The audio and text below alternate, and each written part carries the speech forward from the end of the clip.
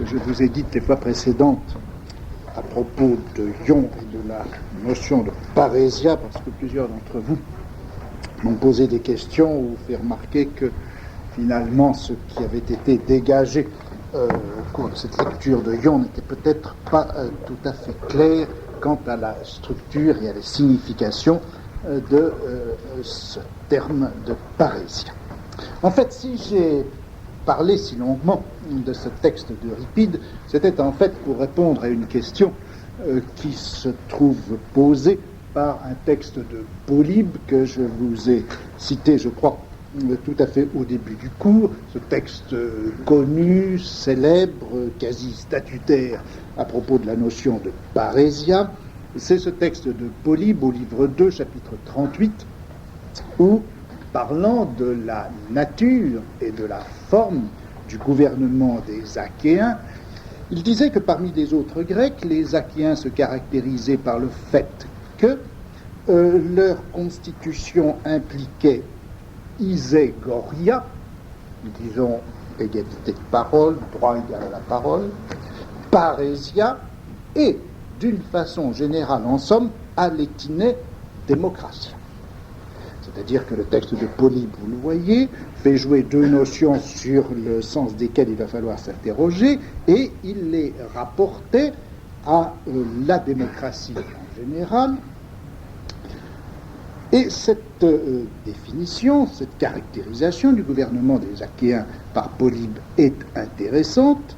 D'abord parce que vous le voyez, la démocratie en général n'est caractérisée, spécifiée par lui que par ces deux éléments, ces deux notions, iségoria et parésia, et qu'ensuite il faut essayer de savoir quel rapport il y a, d'une part entre ces deux notions et puis l'ensemble même du fonctionnement démocratique, et puis d'autre part il faut bien savoir quelle est la différence entre iségoria, égalité de parole, droit égal à la parole, et puis cette parésia que nous essayons d'étudier. Bon. On sait bien que, disons, la définition, disons, morphologique de la démocratie dans les textes théoriques de Platon, d'Aristote, etc., est relativement facile à obtenir, au moins par opposition et distinction avec la monarchie ou l'aristocratie, l'oligarchie. Bon. C'est le gouvernement du démos, c'est-à-dire de l'ensemble des citoyens.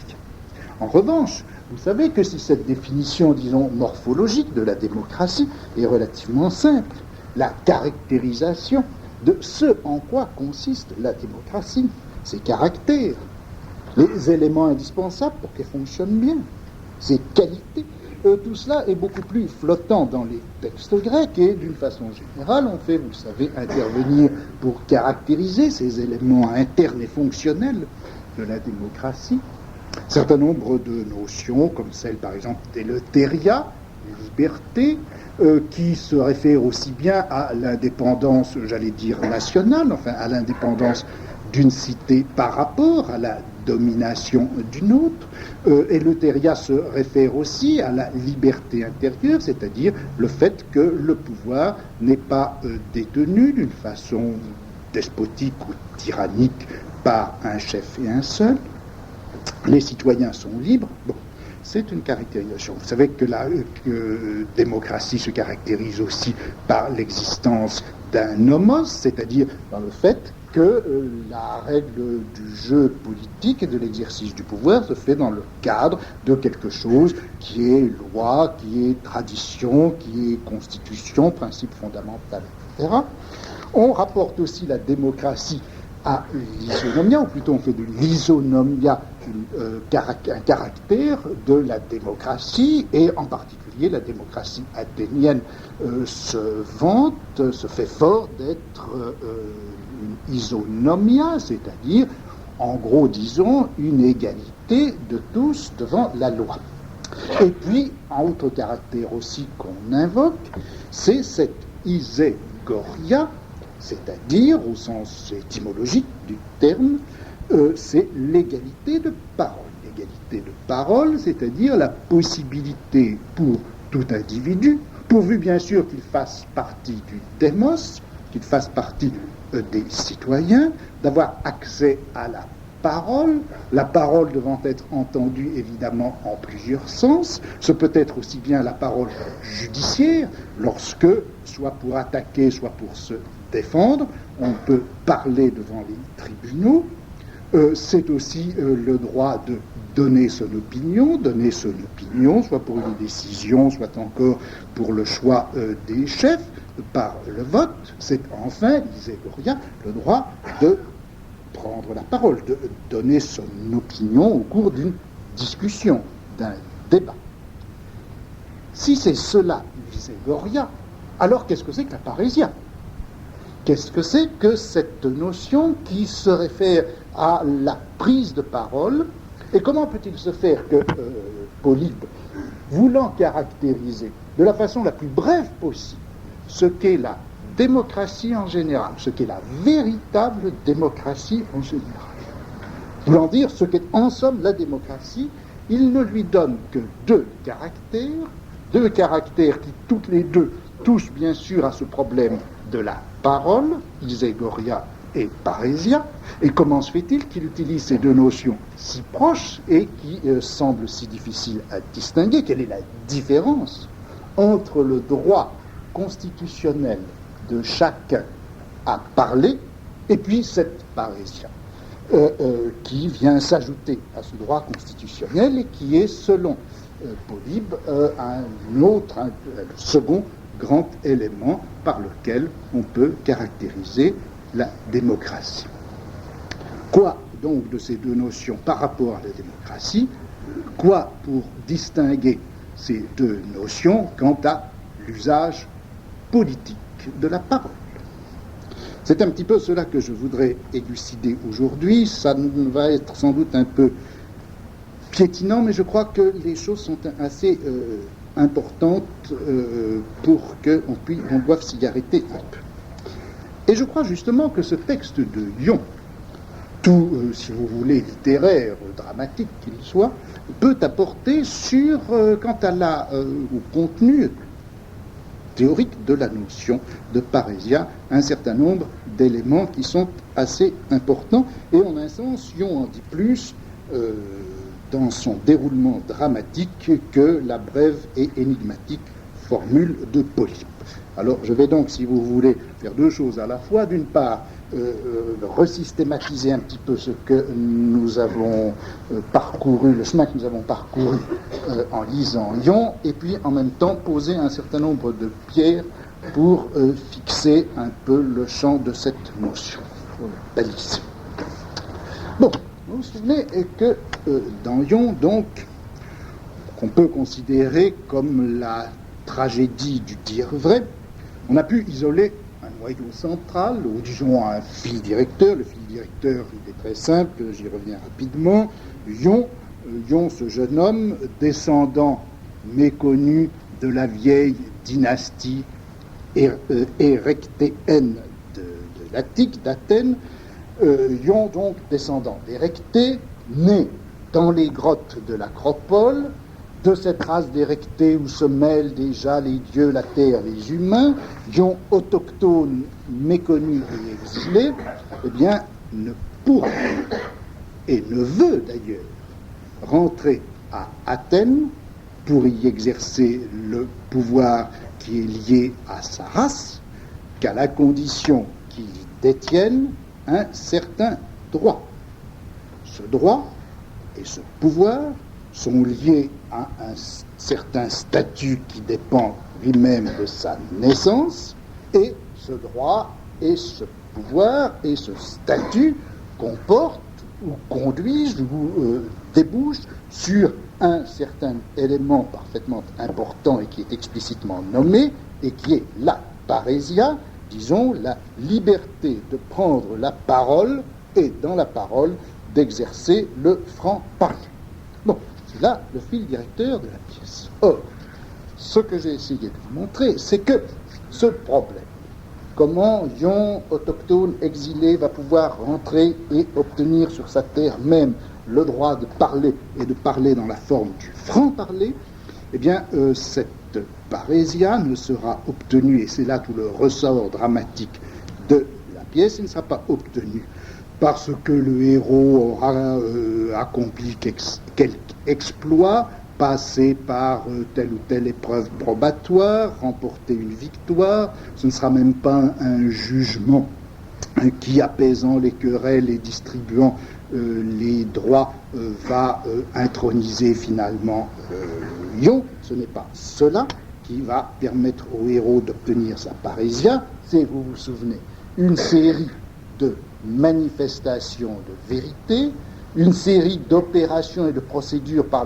laquelle la vérité est dite, et d'une façon générale, ces procédures se caractérisent par la chose suivante, c'est qu'il a fallu que ce soit le cri des hommes qui arrache au Dieu silencieux le discours qui va fonder justement le pouvoir de parler.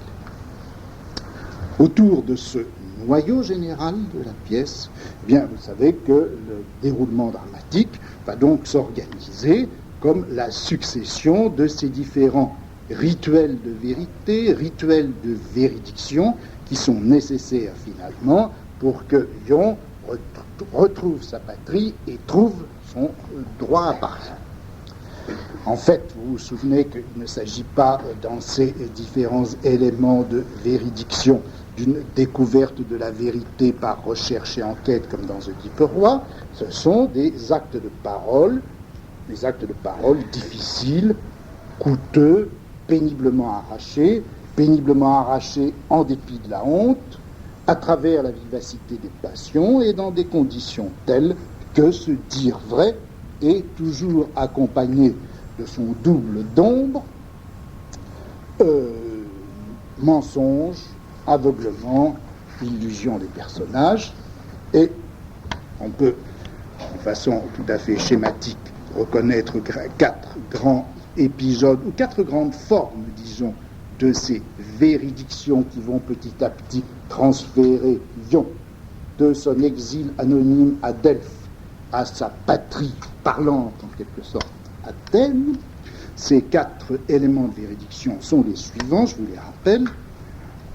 Premièrement, c'est la véridiction du dieu de Delphes, du dieu oraculaire, véridiction dont vous vous souvenez qu'elle est barrée, empêchée par la faute commise par Apollon, empêchée par l'injustice qu'il a commise, et même par la honte qu'il ressentirait à devoir l'avouer. L'oracle ne peut pas avoir honte, ou plutôt, du fait que le dieu de l'oracle a honte, l'oracle ne parlera pas, l'oracle se taira, sauf à, premièrement, donner une réponse biaisée à Xotos, et ensuite parsemer la route de Ion et de Créuse, la route des passions humaines et de leur agitation, d'un certain nombre de signes qui permettront à la vérité de se faire jour. Véridiction, donc, barrée et empêchée du Dieu. Deuxièmement, on a la véridiction de Créuse, ou plutôt la première véridiction de Créuse, sous la forme, vous vous souvenez, de l'imprécation violente, adressée, tournée vers le Dieu. C'est l'imprécation du faible qui a pour lui la justice et qui reproche au puissant son injustice. Et cette première véridiction se fait dans le désespoir de Créuse, qui l'empêche de reconnaître que Ion est son fils. C'est dans cet aveuglement que se fait la première véridiction de Créuse. Deuxième véridiction de Créuse, non plus la véridiction imprécatoire, mais la véridiction de l'aveu. C'est l'aveu au confident, dans un rapport qui est un rapport de confiance, mais un rapport qui est lui-même travaillé, biaisé, faussé par le fait que le confident conduit peu à peu Créuse de son désespoir à la colère, et de la colère à la volonté de tuer Ion qu'elle ne reconnaît pas comme son fils, et c'est dans de son monstrueux projet de tuer son propre fils que petit à petit la vérité va naître. Enfin, quatrième véridiction, c'est la véridiction finale, triomphante et qu'est-ce qu'on peut dire, oui, qui opère une consécration.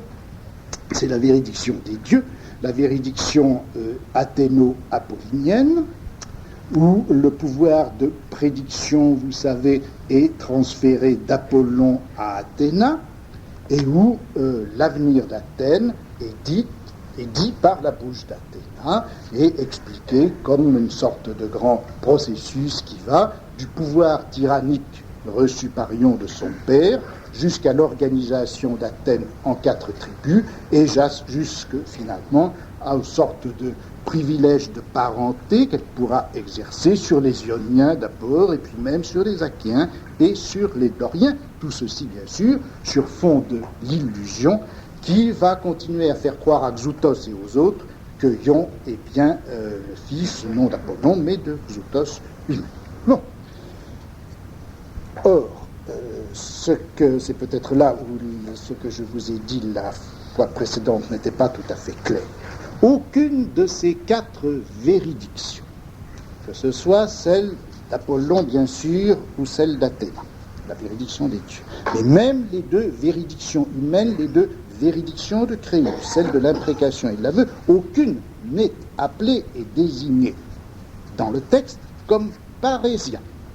Seul est appelé parésia, encore une fois, ce à quoi Ion consacre sa recherche, ou en tout cas qui est pour lui une condition de son retour à Athènes, c'est cela seulement, ce droit politique à exercer dans sa cité la parésia, le franc-parler, c'est cela qui est appelé parésia. Aucune des autres véridictions n'est appelée parésia, simplement, ce que j'avais voulu vous indiquer la fois dernière, c'est que les 2 véridictions de Créus, la véridiction imprécation et la véridiction aveu, qui ne sont pas appelées par Euripide parésia, prendront ce nom, seront désignées par ce terme ultérieurement.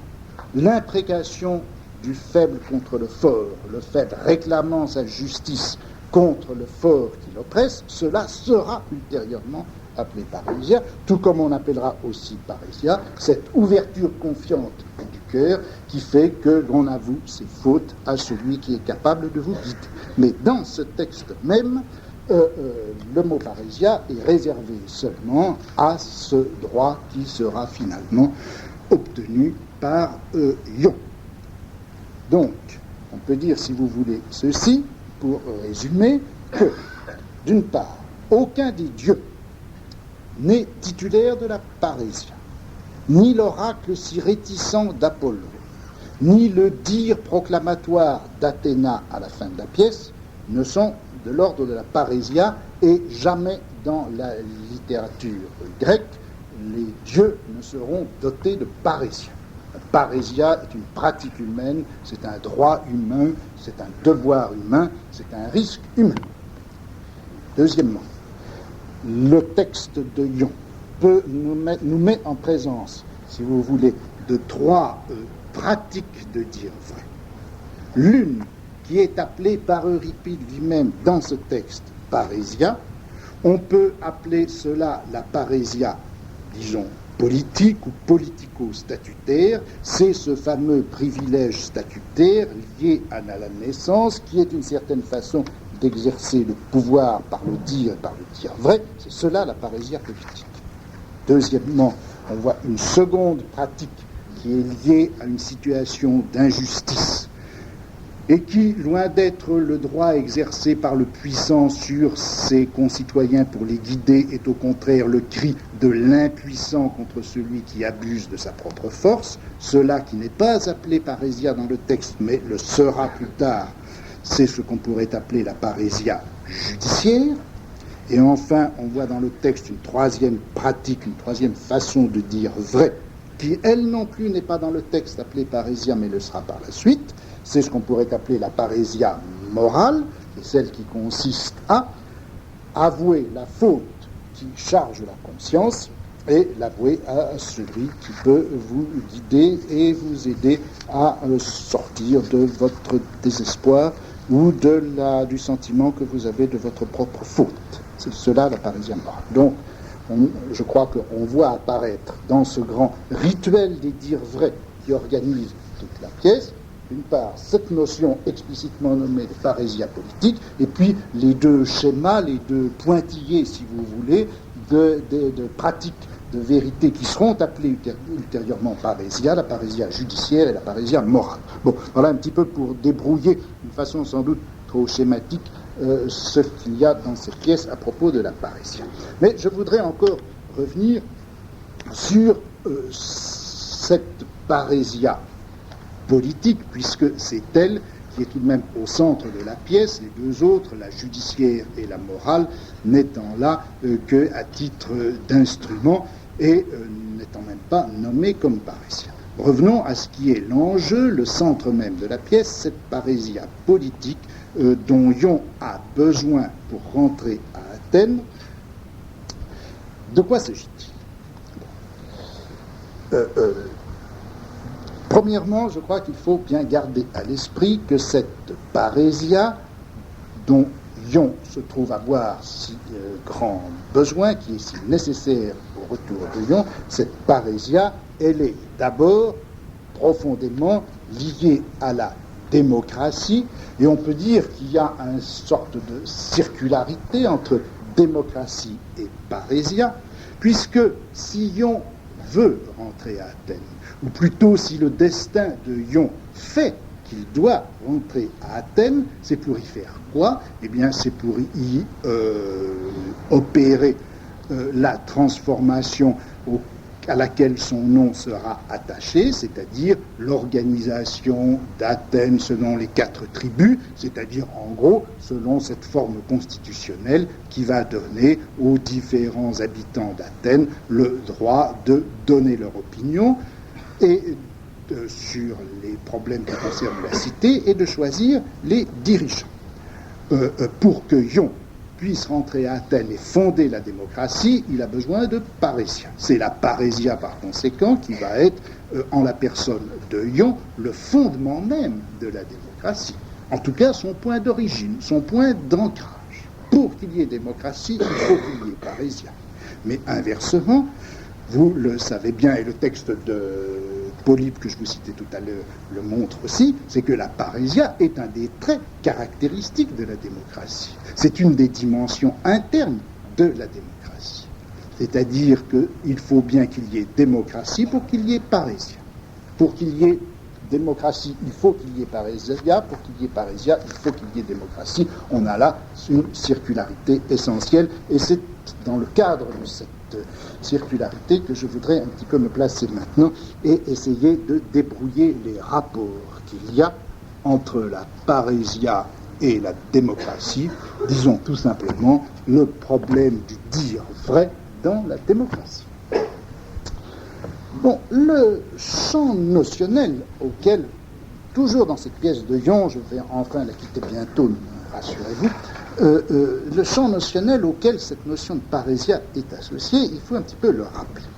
Vous vous souvenez que lorsque Ion a fait sa grande tirade, qui se terminait précisément par cette affirmation: quoi qu'il en soit, moi je veux bien rentrer à Athènes, mais je ne veux pas y rentrer sans savoir qui est ma mère. J'ai besoin de savoir qui est ma mère parce que si je ne sais pas qui est ma mère, je n'aurai pas à Athènes la parésia. Bon, dans cette grande tirade que nous avons expliquée il y a 15 jours, vous vous souvenez que cette nécessité, ce besoin exprimé par Ion d'avoir la parésia était lié à un certain nombre de choses. Premièrement, la volonté de Ion d'être au premier rang parmi les citoyens.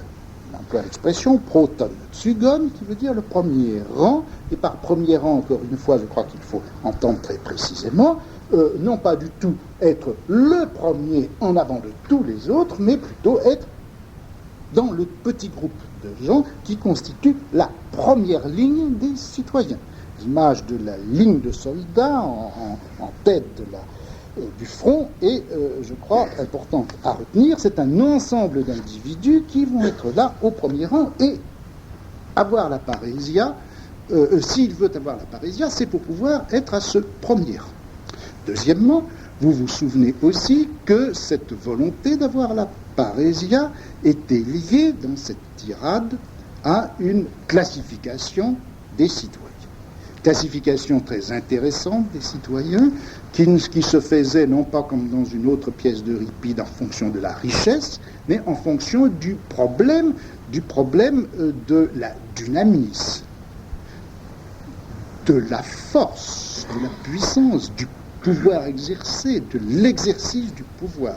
Et vous vous souvenez qu'il distinguait trois catégories de citoyens: les adunatoi, ceux qui n'ont pas la puissance, ceux qui n'exercent pas le pouvoir, et qui sont en gros les gens du peuple. Deuxièmement, ceux qui sont assez riches et d'assez bonne naissance pour s'occuper des affaires, mais qui en fait ne s'en occupent pas. Et puis troisièmement, ceux qui effectivement s'occupent de la vie. Les premiers donc sont les impuissants, les seconds sont les sophoi, les sages, et puis les autres, eh bien, ce sont ceux qui sont puissants s'occupant de la vie. Bon. Et il est clair que la parésia concerne cette troisième catégorie, puisque d'une part, ceux qui sont incapables, impuissants, n'ont pas à prendre la parole. Quant à ceux qui ne s'occupent pas des affaires de la cité, le texte dit très clairement qu'ils se taisent. Et s'ils se taisent, eh bien par conséquent, ils n'utilisent pas la parésia. La parésia est donc de la troisième catégorie. Elle concerne ceux qui s'occupent de la vie. Enfin, troisièmement, dans ce même texte, il était bien évident que cet usage de la parésia posait un problème, une série de problèmes, ou plutôt exposait celui qui avait recours à la parésia à un certain nombre de risques et de dangers. C'était la haine des gens du peuple, la haine des adunatoi, des impuissants. C'était la moquerie des sophoi, des gens sages. Et c'était enfin la rivalité et la jalousie de ceux qui s'occupent de la cité.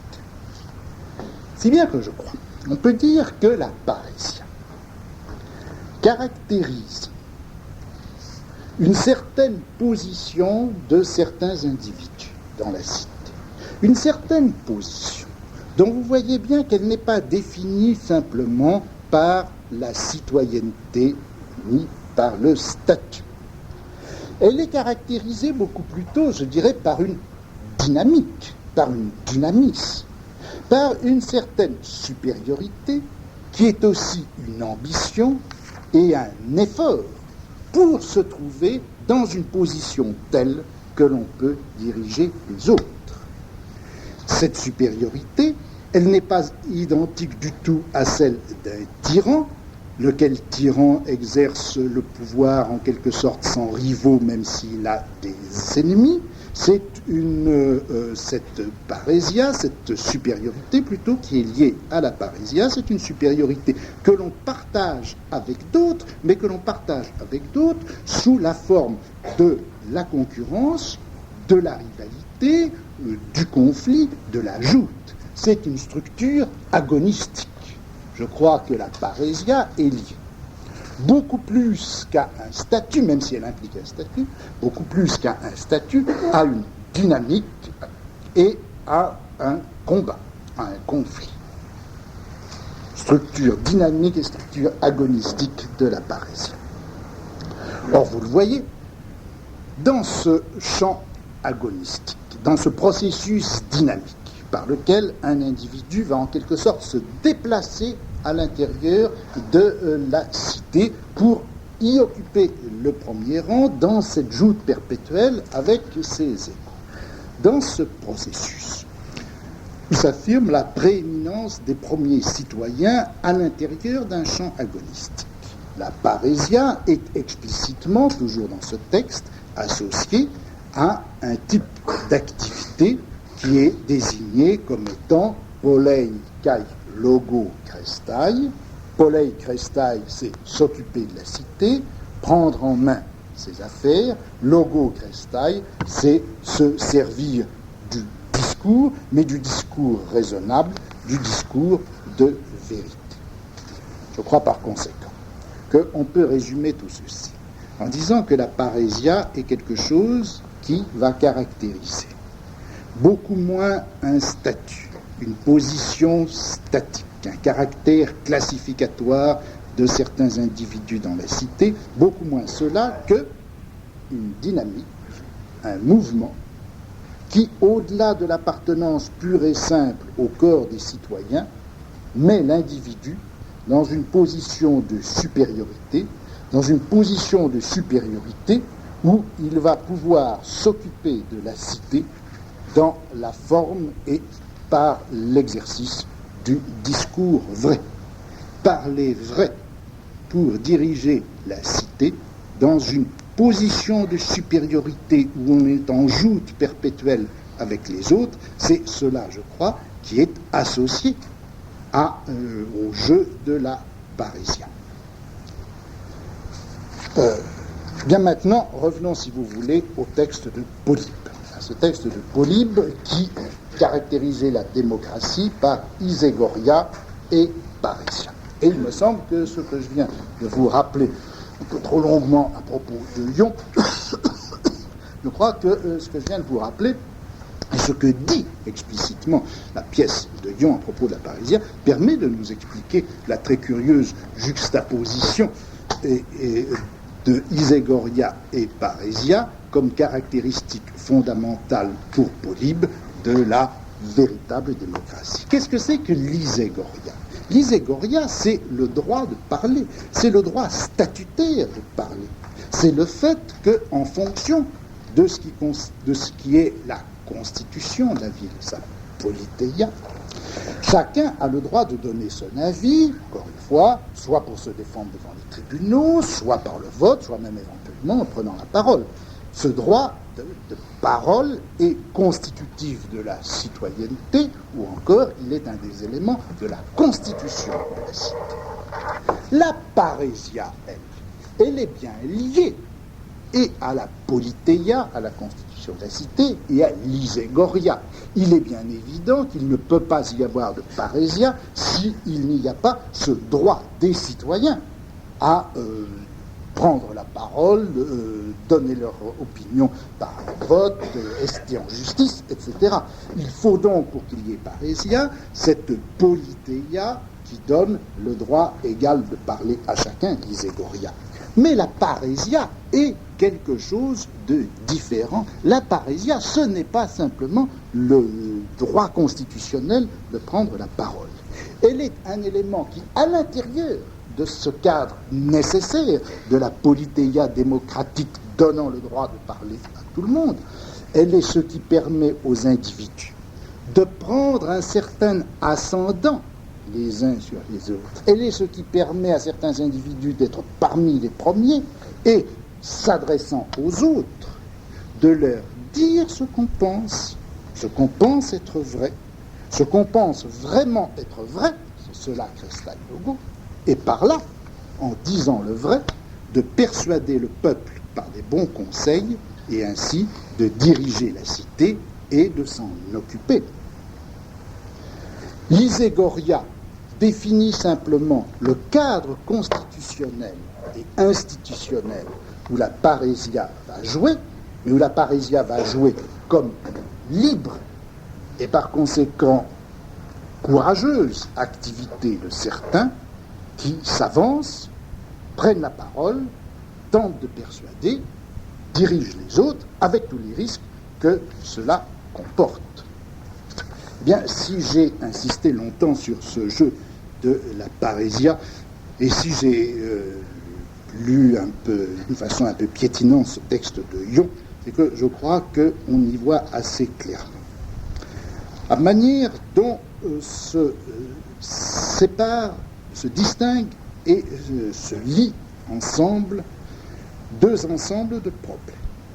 L'ensemble des problèmes qu'on peut appeler les problèmes de la politeia, de la constitution, du cadre qui définit le statut des citoyens, leurs droits, la façon dont ils prennent leurs décisions, la façon dont ils choisissent leur chef, etc. Et deuxièmement, l'ensemble des problèmes que l'on pourrait appeler les problèmes de la dunasteia pour les distinguer de ceux de la politeia. Le mot grec dunasteia désigne la puissance, désigne l'exercice du pouvoir. Plus tardivement, il prendra le sens d'oligarchie, vous verrez assez facilement pourquoi. Mais prenons-le, si vous voulez, dans son sens le plus général. Le sens de dunasteia, c'est en somme l'exercice du pouvoir, ou le jeu par lequel le pouvoir s'exerce effectivement dans une démocratie. Les problèmes de la politeia, c'est le problème de la Constitution. Je dirais que les problèmes de la dunasteia, c'est le problème du jeu politique. Du jeu politique, c'est-à-dire de la formation, de l'exercice, de la limitation, de la garantie aussi apportée à l'ascendant qui est exercé par certains citoyens sur certains autres. La dunasteia, c'est aussi l'ensemble des problèmes de ce par quoi des procédures et techniques par lesquelles ce pouvoir s'exerce. Essentiellement dans la démocratie grecque, dans la démocratie athénienne, le discours vrai qui persuade. Enfin, le problème de la dunasteia, c'est le problème de ce qu'est en lui-même, dans son personnage propre, dans ses qualités, dans son rapport à lui-même et aux autres, dans ce qu'il est moralement, dans son ethos, l'homme politique. La dunasteia, c'est le problème du jeu politique, de ses règles, de ses instruments, de l'individu même qu'il exerce. C'est le problème de la politique, j'allais dire, comme expérience, c'est-à-dire c'est le problème de la politique, entendue comme une certaine pratique, devant obéir à certaines règles, indexée d'une certaine manière à la vérité, et qui implique, de la part de celui qui joue ce jeu, une certaine forme de rapport à lui-même et aux autres. Il me semble que ce qu'on voit naître autour de cette notion de parisien, ou si vous voulez, ce qui est associé à cette notion de parisien, c'est tout un champ de problèmes politiques distincts des problèmes de la Constitution, de la loi, disons de l'organisation même de la cité. Ces problèmes de la Constitution de la cité, ces problèmes de la politeia existent, ils ont leur propre forme, enfin, ils impliquent un certain type d'analyse et ils ont donné lieu à ils sont au point d'origine de toute une forme de réflexion politique sur ce qu'est la loi, sur ce qu'est l'organisation d'une société, sur ce que doit être l'État, etc. Deuxièmement, les problèmes de la dunasteia, les problèmes de la puissance, sont au sens strict les problèmes de la politique. Et rien ne me paraît plus dangereux que ce fameux glissement de la politique au politique employé au masculin, le politique, qui me paraît, dans beaucoup d'analyses contemporaines, servir à masquer le problème et l'ensemble des problèmes spécifiques qui sont ceux de la politique, de la dunasteia, de l'exercice du jeu politique et du jeu politique comme expérience, comme champ d'expérience, avec ses règles et sa normativité, comme expérience dans la mesure où ce jeu politique est indexé au dire vrai, et comme expérience dans la mesure où il implique, de la part de ceux qui jouent, un certain rapport à eux-mêmes et aux autres. C'est cela, la politique, et il me semble qu'on en voit naître le problème de la politique, de sa rationalité, de son rapport à la vérité, le personnage qui la joue, on le voit naître autour de cette question de la parésia, ou disons encore que la parésia, c'est très précisément une notion qui sert de charnière entre ce qui est de la politeia et ce qui est de la dunasteia, ce qui est du problème de la loi et de la Constitution et ce qui est du problème du jeu politique. La parésia est quelque chose dont la place est définie et garantie par la politeia, mais la parésia, le dire vrai, de l'homme politique, et ce par quoi va être assuré le jeu convenable de la politique. C'est en ce point charnière que se trouve, me semble-t-il, l'importance de la parésia.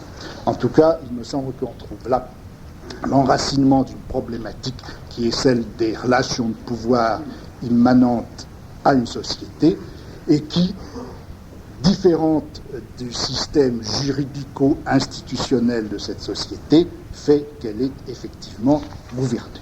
Il me semble que les problèmes de la gouvernementalité sont... on les voit apparaître, on les voit formuler pour la première fois dans leur spécificité, dans leurs relations complexes, mais aussi dans leur indépendance par rapport à la politeia. On les voit se formuler autour de cette notion de parésia et de l'exercice du pouvoir par le discours vrai. Bon, ceci étant dit, je voudrais maintenant me déplacer par rapport à ce texte de Yon et passer à l'analyse d'un certain nombre d'autres textes qui vont nous permettre d'avancer un peu dans ce que l'on pourrait appeler, si vous voulez, la généalogie de la politique comme jeu et comme expérience. Premièrement, je voudrais d'abord rapprocher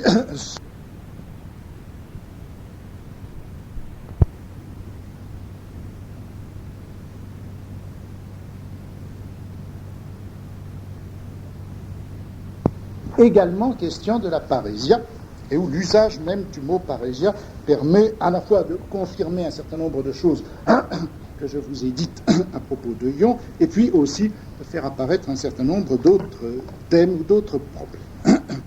Il y a dans Euripide, ou plutôt dans les textes d'Euripide qui nous restent, 4 autres usages du mot parésia, 4 autres textes dans lesquels le mot de parésia est employé.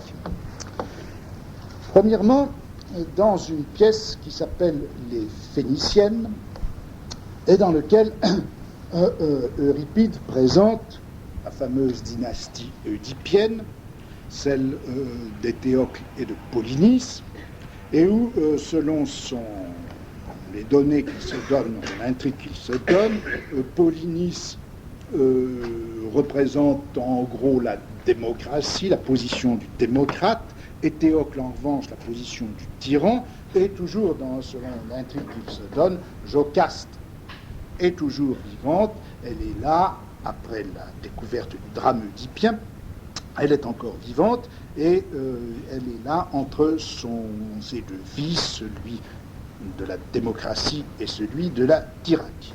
Bon, l'intrigue veut que Polynice rencontre Jocaste, Polynice qui est exilé, qui a été chassé de Thèbes alors que Éthéocle, lui, y est resté, y exerce le pouvoir.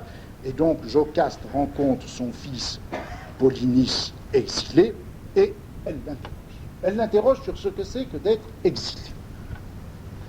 Être privé de sa patrie, demande Jocaste, est-ce un grand mal? Et Polynice répond, très grand. Le mot reste inférieur à la chose. Jocaste. En quoi consiste ce mal? Qu'est-ce que l'exil a de fâcheux? Polynice. Le pire inconvénient. Huc ecei parésian, il n'a pas la parésia. Il ôte le franc-parler. C'est la traduction. Jocaste, voilà qui est d'un cerf, de taire sa pensée, mais l'égain atis phronem. Polynice. Du maître, il faut savoir supporter les sottises quand on est en exil et quand on n'a pas la parésia. Du maître, il faut supporter les sottises. Jocaste ajoute, autre souffrance, d'être fou avec les fous, en tout cas de ne pas pouvoir être sage du moment que l'on est sous le pouvoir de ceux qui non plus ne sont pas sages, tois, mais sophos. Bon. Encore une fois, je ne veux pas insister trop longuement sur le passage, je voudrais simplement indiquer ceci. Vous voyez que là, on a, ce qui était déjà parfaitement clair dans le texte de Yon, la désignation d'un lien nécessaire entre la parésia et le statut d'un individu. Quand un individu est chassé de sa ville, quand il n'est plus chez lui, quand par conséquent il est exilé, Là où il est exilé, bien sûr, il ne peut pas avoir les droits d'un citoyen chez lui, il n'a pas la parésia. Mais vous voyez aussi qu'on a un élément qui est important et significatif, qui est ceci. C'est qu'à partir du moment où on est... autre chose aussi que l'on trouvait dans Lyon, c'est qu'à partir du moment où on n'a pas la parésia, on est comme un esclave, doulos. On est comme un esclave. Mais il y a quelque chose de nouveau par rapport à Lyon qui est ceci. C'est qu'à partir du moment où on n'a pas la parésia, on est, dit le texte, obligé de supporter la sottise des maîtres. Et rien de plus dur que d'être fou avec les fous, d'être sot avec les sots. Cette mention du fait que sans parésia, on est en quelque sorte soumis à la folie des maîtres. Cela veut dire quoi et montre quoi? Eh bien, cela montre que la parésia a pour fonction, justement, de pouvoir limiter le pouvoir des maîtres. Quand il y a de la parésia et que le maître est là, le maître qui est fou et qui veut imposer sa folie, que fait le parésiaste? Que fait celui qui pratique la parésia? Eh bien, justement, il se lève, il se dresse, il prend la parole, il dit la vérité, et contre la sottise, contre la folie, contre l'aveuglement du maître, il va dire le vrai, et par conséquent, limiter par là la folie du maître. À partir du moment où il n'y a pas de parésia, alors les hommes, les citoyens, tout le monde est voué à cette folie du maître, et à ce moment-là, rien n'est plus douloureux que d'être obligé d'être fou avec les fous. La parésia va donc être la limitation de la folie du maître par le dire vrai de celui qui doit obéir, mais qui, devant la folie du maître, se trouve légitimé à lui opposer le vrai. Deuxième texte dans lequel on trouve le terme de parésia, c'est un texte de la tragédie Hippolyte. C'est à l'intérieur même, ou à la fin plus exactement, tout à fait au début de la pièce, des aveux de Phèdre. Phèdre avoue les fautes, ou plutôt l'amour qu'elle a pour Hippolyte. Elle l'avoue, vous savez, à sa servante, celle qui deviendra le nonne de la tragédie racinienne. Bon, je passe là-dessus, et il en arrive un moment où, après avoir ainsi avoué, elle reconnaît, elle scelle en quelque sorte la conscience de sa propre faute, et elle porte malédiction. Elle porte malédiction contre toutes les femmes qui déshonorent leur lit. Et cette malédiction, elle la justifie de trois façons. Premièrement, parce que les femmes qui ainsi déshonorent leur couche donnent le mauvais exemple, et si les femmes nobles n'hésitent pas à pratiquer cette honte, eh bien, à plus forte raison, les autres le feront aussi. Premier argument. Deuxième argument, comment regarder en face son compagnon, son époux que l'on trompe? Les ténèbres elles-mêmes pourraient parler. Il faut craindre le déshonneur manifeste, public, que l'on fait subir à son époux. Et enfin, troisièmement, le problème des enfants. Et il dit, puisse-t-il, avec le franc-parler de l'homme libre, habiter l'illustre Athènes et se glorifier de leur mère, car un homme est esclave, eût-il un cœur hardi, quand il a conscience des fautes d'une mère ou d'un père. Puisse-t-il, avec le franc-parler de l'homme libre, parésien, ce qui veut dire que la parésia, dans un cas comme celui-là, la parésia apparaît comme un droit que l'on peut exercer, mais encore ne peut-on l'exercer qu'à la condition que les parents n'aient pas commis de faute. Or, quelle sorte de faute? Il ne s'agit absolument pas de ce genre de faute qui pourrait ôter le statut de citoyen à quelqu'un, qui pourrait les frapper d'une infamie légale, eux et leurs descendants. C'est une faute morale. Le seul fait que quelqu'un, un fils, puisse avoir conscience des fautes d'une mère ou d'un père, ceci le rend esclave. Ceci le rend esclave, c'est-à-dire, encore une fois, selon le principe que pour un homme noble, ne pas pouvoir parler, c'est être esclave, eh bien, la faute du père ou de la mère, la conscience de la faute du père ou de la mère, suffit à rendre un homme esclave et à lui ôter le franc-parler.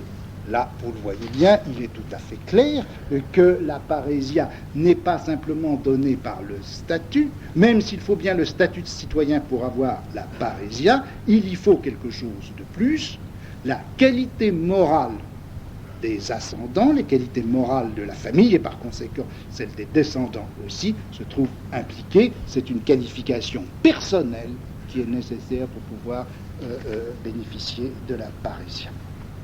Troisième texte, c'est celui que l'on trouve dans les Bacchantes, texte qui est usage du mot parésia qui est plus marginal encore que dans les textes précédents, mais qui est tout de même intéressant, qui est celui-ci. Le mot est employé par un messager, cette fois, un messager, c'est-à-dire un serviteur qui vient apporter à Pintée les nouvelles plutôt désagréables qu'il a à lui dire à propos des excès que commettent les Bacchantes. Et alors le serviteur arrive devant Pintée et il lui dit ceci: « Je voudrais savoir si je dois, en toute franchise, parésia, te rapporter ces nouvelles concernant les excès des Bacchantes, te rapporter ces nouvelles, ou bien modérer ma langue, car je crains l'emportement de tes esprits, ô prince, je crains ton prompt courroux et l'excès de ton humeur royale. » À quoi Pintée répond: « Tu peux parler, tu n'as rien à craindre de moi, on ne doit pas s'en prendre à qui fait son devoir. » Et en effet, ce seront les Bacchantes qui seront punies.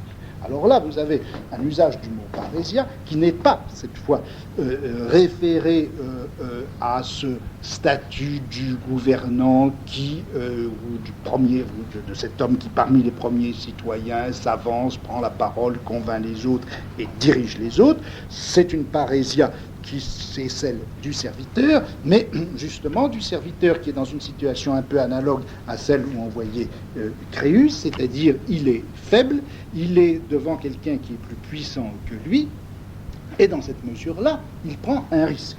Il prend le risque de susciter la colère de celui auquel il s'adresse, et il ne veut pas, ce serviteur, dire ce qu'il a à dire s'il n'est pas sûr que la franchise avec laquelle il le dira, sa parésia, ne sera pas punie. Il veut la garantie de n'être pas puni pour pouvoir faire usage de sa parésia.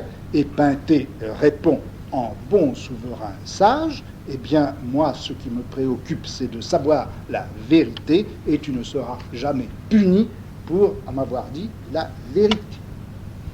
Tu peux parler, tu n'as rien à craindre de moi, on ne doit pas s'en prendre à qui fait son devoir. » Le serviteur qui dit la vérité fait son devoir, Pintée lui garantit qu'il ne sera pas puni. C'est ce qu'on pourrait appeler, si vous voulez, le pacte parésiastique.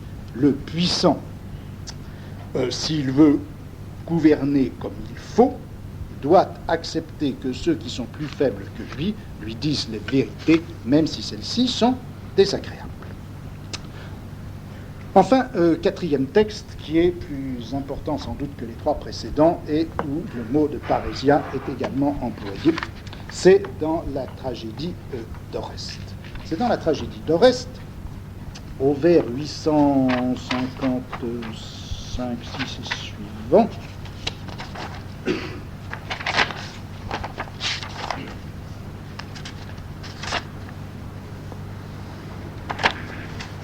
pas du tout le vers 856. Non, c'est 9. Voilà. C'est 866 et suivant. Dans cette pièce, et à ce moment-là de son déroulement, de quoi s'agit-il? Oreste a donc tué Clytemnestre pour venger la mort d'Agamemnon, et Oreste a été, après le meurtre de sa mère, saisi par les Argiens et ceux qui tenaient le parti de Clytemnestre. Et le voilà qui est conduit devant le tribunal. Le tribunal, c'est-à-dire très exactement l'Assemblée des citoyens d'Argos. Et les citoyens d'Argos ont à le juger. Ils ont à le juger, et voici comment ce procès est raconté dans la pièce par un messager qui en rapporte la nouvelle à Électre. Lorsque fut au complet la foule des Argiens, le héros se leva et dit « Qui demande la parole ?» pour dire si Oreste mérite ou non la mort comme parisien, ce qui est très exactement la formule qui était employée devant l'ecclésia athénienne lorsqu'il s'agissait de juger quelqu'un pour un crime aussi grave que celui. Formule donc rituelle de qui va prendre la parole, qui veut prendre la parole. Alors, là-dessus on se levait tour à tour 4 personnages. Là-dessus se lève Talthubios, qui avait aidé ton père, Agamemnon donc, au sac de la friche. Talthubios est dans Homère le héros d'Agamemnon, héros Aüt, celui qui porte la parole des puissants, celui qui parle pour eux. Toujours asservi aux puissants, Talthubios teinte un double langage, s'extasiant sur ton père, Agamemnon, mais en même temps désapprouvant ton frère, dans un discours où le blâme s'entremêlait à l'éloge, d'établir à l'égard des parents des usages odieux, et son œil ne cessait de sourire aux amis d'Égiste, car cette engeance, celle des héros, est ainsi faite. C'est aux favoris de la fortune que courent toujours les héros, leur ami est dans la cité, quiconque a du pouvoir et occupe des magistratures. Après lui parle Diomède, le roi Diomède. Diomède qui est dans Homère à la fois le héros du courage et le héros ouest cette fois, le héros du courage et le héros du bon conseil. Diomède rejetait la peine de mort pour toi, Électre, comme pour ton frère, Oreste. Une condamnation à l'exil, voilà qui lui parut satisfaire à la piété. Les uns applaudirent, criant qu'il avait raison, mais les autres le désapprouvaient. Alors se leva un certain personnage, à la langue effrénée, puissant par son audace, argien sans être argien, entré de force en la cité, confiant dans l'éclat de son verbe, vous verrez que je crois que c'est un petit contresens qui fait la traduction là, confiant dans l'éclat de son verbe et dans la grossièreté de sa parésia, assez persuasif pour plonger un jour les citoyens dans quelque désastre. Mais un autre se leva, et il conseilla de vous tuer, Oreste et toi, à coups de pierre, et Tyndare suggérait à qui demandait votre mort de tenir un pareil langage. Mais un autre se leva pour combattre le précédent, celui où la langue effrénée. Son extérieur ne flattait pas les yeux, mais c'était un vaillant, un homme courageux, Andréos, sans grand contact avec la ville, ni avec le cercle de la place publique. C'était un cultivateur, au Tourgos, c'est rien. De ceux qui font eux seuls le salut du pays, d'ailleurs d'intelligence avisée, tout prêt au corps à corps des luttes oratoires, homme intègre, d'une irréprochable conduite. Pour Oreste, fils d'Agamemnon, je demande, dit-il, une couronne, car il a voulu venger son père en tuant une femme coupable et impie, qui ôtait aux hommes le glorieux désir d'armer leurs bras et de faire campagne loin de la maison, si ceux de l'arrière déshonorent les gardiennes du foyer en corrompant les épouses des braves. Et les honnêtes gens lui donnaient raison. Les honnêtes gens lui donnaient raison, mais vous verrez que l'affaire n'en reste pas là. Nous avons là donc l'image typique, la représentation typique, fidèle d'un procès avec les formules rituelles reconnues. Nous avons quatre orateurs qui vont précisément prendre la parole, logo crestai, se servir du logos. Ces 4 orateurs, premièrement Talthubios, dont le héros a été, c'est-à-dire le porte-parole officiel, celui qui transmet les messages, qui parle au nom de ceux qui exercent le pouvoir. Ambassadeur à l'étranger, porte-parole dans la cité, etc. Par définition, sa parole n'est pas libre à lui, puisqu'il a pour fonction précisément de porter la parole de ceux qui exercent déjà le pouvoir. Ce n'est pas lui, par conséquent, qui peut, en son propre nom, pour lui-même, se lever et dire « je vais vous donner mon opinion et voilà ce que je pense ». Sa parole est serve, sa parole est obéissante, sa parole est celle du pouvoir déjà constitué. Et comme le dit le texte, l'opinion qu'il va donner, il est curieux que le texte ne dise pas ce qu'il donne comme avis à l'Assemblée. Le texte simplement dit que sa parole, que ses paroles sont dicomuta. Ce sont des paroles doubles, des paroles qui peuvent satisfaire à la dynastie d'Agamemnon, Oreste et Électre, etc., parce que ce sont encore des puissants, mais également il faut plaire à Égiste, et par conséquent, là, cet avis, dont encore une fois on ne connaît pas la teneur, cet avis sera un dicomutos, une parole double. En face de lui, on a Diomède. Diomède, qui lui aussi est un héros de l'Iliade, héros mythique, qui représente un modèle de courage et un exemple d'éloquence qui entraîne, et alors lui, là, l'opposition est très claire, et très intéressante avec le personnage précédent. Il va donner une opinion qui est mesurée, alors que l'un emploie un langage double. Diomède va donner la voie moyenne, en quelque sorte, la voie mesurée, ou entre les deux extrêmes, alors que l'autre donne en quelque sorte les deux extrêmes et superpose les deux avis pour satisfaire tout le monde. Diomède, lui, va prendre la voie moyenne et il va, entre les partisans de l'acquittement et les partisans de la condamnation à mort, proposer la décision mesurée, la décision sage, qui est celle de l'exil. Et c'est alors que le langage des dicomuta de Talthubios sont faits pour satisfaire tout le monde, la parole moyenne et mesurée de Diomède va au contraire partager l'auditoire en deux. Et il y aura, dit le texte, ceux qui l'approuvent et ceux qui le blâment. L'un veut être approuvé par tout le monde, c'est le flatteur bien sûr, et puis il y a ceux qui, prenant la voie moyenne, partagent l'assemblée avec ceux qui approuvent et ceux qui blâment.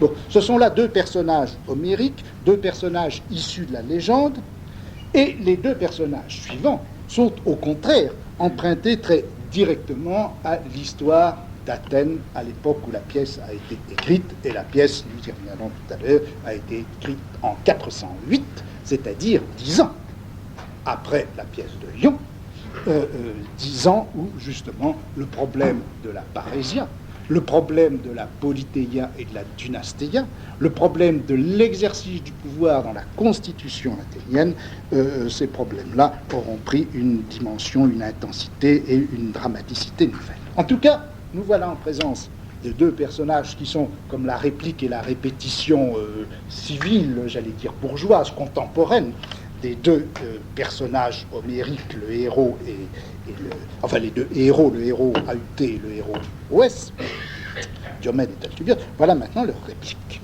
Leur réplique, qu'est-ce que c'est? Alors, d'abord, celui au langage effrayant. Alors, le scoliaste et la tradition déjà grecque disait que ce personnage à langue effrénée était la reproduction, la caricature de ce fameux démagogue qui s'appelait Cléophon. Bon, ce personnage, en tout cas, comment est-ce qu'il est caractérisé? Il est caractérisé par sa violence, par son audace. Il est caractérisé, vous vous souvenez, par le fait que c'est un argien non argien et qu'il a été imposé de force dans la cité. Nous retrouvons ce problème. Le vrai parésiaste, celui qui utilise la bonne parésia, celui-là ne doit être un citoyen à part entière, doit être un citoyen de souche, il doit être, comme dans la dynastie d'Érectée, né sur place. Ces personnages qui ont obtenu un droit de cité tardivement, qui ont été assimilés après coup, sans que leur famille lui appartienne au corps des citoyens, ceux-là ne peuvent pas véritablement exercer comme il faut et convenablement la parésia. Troisième caractère, c'est que cette parésia, elle est à la fois amathèse, dit le texte, c'est-à-dire non instruite, grossière, fruste. C'est une parésia qui, si elle est amathèse, n'est donc pas indexée à la vérité. Elle n'est pas capable de se formuler dans un logos raisonnable et qui dit vrai. Qu'est-ce qu'elle peut faire simplement? Eh bien, dit le texte, elle est capable de persuader pitanos. Elle peut agir sur les auditeurs. Elle peut les entraîner. Elle peut emporter une décision, mais elle ne l'emporte pas parce qu'elle dit vrai. Elle l'emporte, ne sachant pas dire vrai, par un certain nombre de procédés qui sont ceux de la flatterie, de la rhétorique, de la passion, etc. Et c'est cela qui va entraîner au désastre.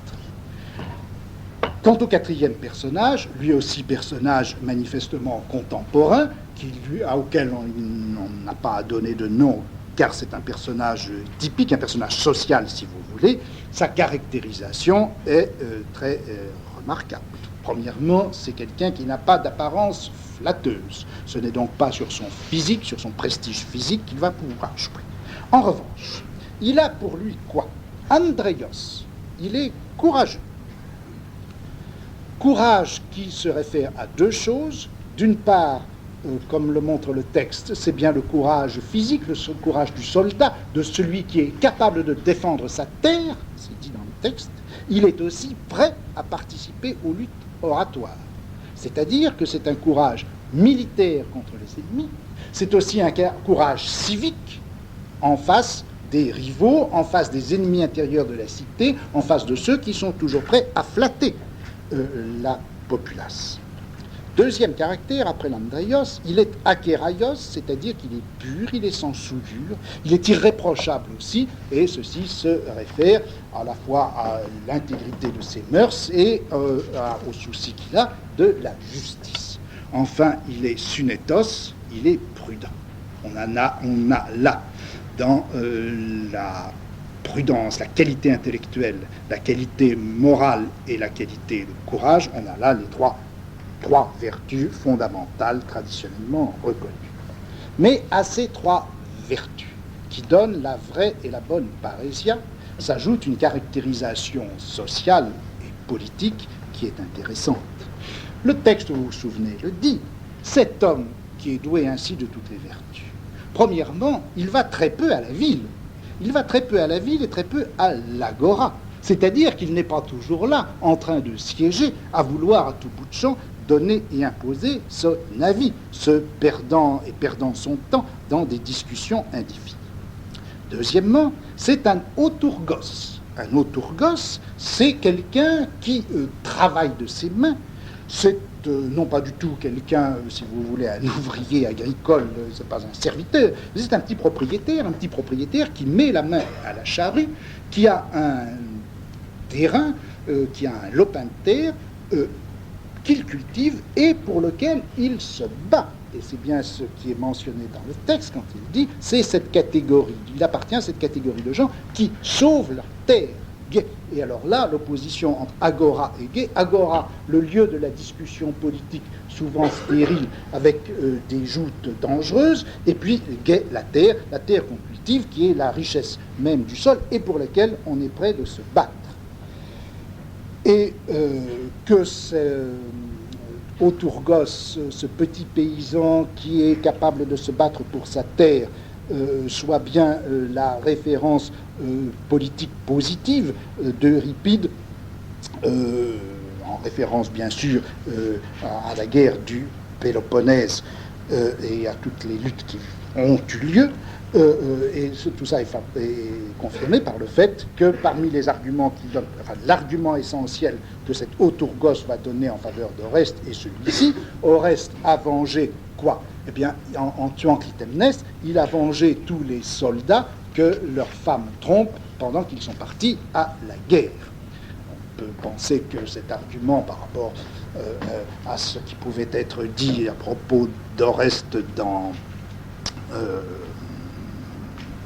la tradition de la tragédie grecque, et en particulier dans Échille, c'est peut-être un petit peu terre à terre. Il n'en reste pas moins que c'est très intéressant dans la mesure où on voit que se trouve par là désignée une catégorie de petits propriétaires fonciers qui étaient ceux précisément auxquels tout un mouvement politique qui était à ce moment-là très important dans Athènes voulait réserver l'exercice effectif du pouvoir, que la dynastéia dans la cité, que cet exercice réel du pouvoir ne soit pas confié à ceux qui traînassent toute la journée à l'agora ou qui se promènent dans la ville, mais que cette dynastéia soit effectivement réservée aux autourgoi, à ceux qui travaillent de leurs mains leur propre champ et sont prêts à défendre leur cité. C'est cela que Euripide indique clairement dans ce passage, et d'ailleurs c'était autour de cela que tournaient à l'époque beaucoup de projets de réforme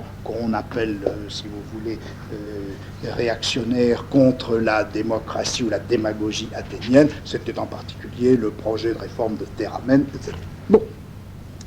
Or, ce qu'il faut bien remarquer, et je m'arrêterai là pour l'instant, c'est que après cette confrontation entre les quatre personnages, les deux personnages mythiques d'une part et les deux personnages, disons, actuels, le démagogue et puis le petit propriétaire, eh bien, qu'est-ce qui va se passer et comment est-ce que l'Assemblée va décider?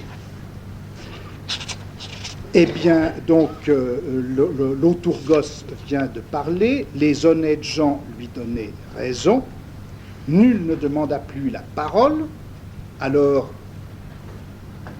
Oreste s'avance et expose lui-même sa propre défense.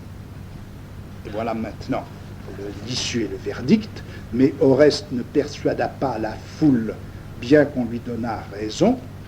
La victoire fut pour l'autre, pour le vil orateur, qui, s'adressant à la populace, requérait la mort contre ton frère et toi. C'est ainsi que Oreste est condamné à mort. Il est condamné à mort, pourquoi?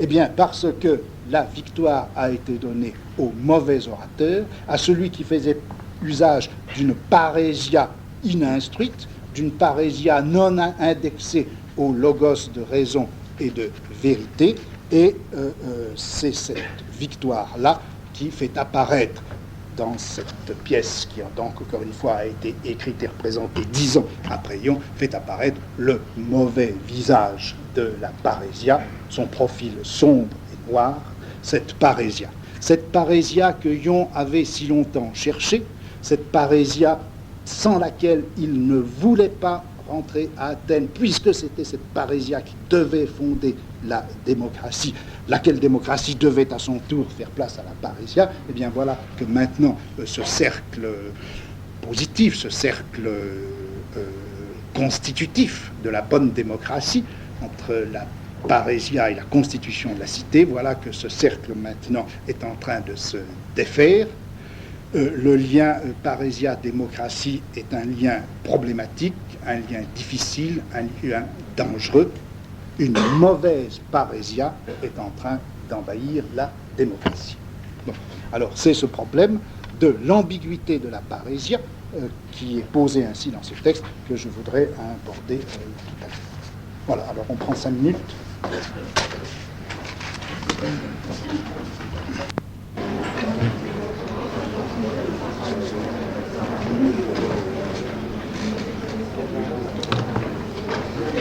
Bon, alors je voudrais maintenant évoquer rapidement ce problème qu'on pourrait appeler l'altération de la parésia ou l'altération des rapports entre la parésia et la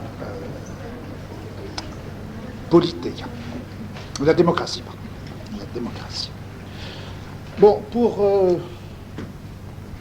présenter les choses d'une façon un peu schématique et comprendre ce processus, si vous voulez, on pourrait parler d'une sorte de rectangle constitutif de la parésia.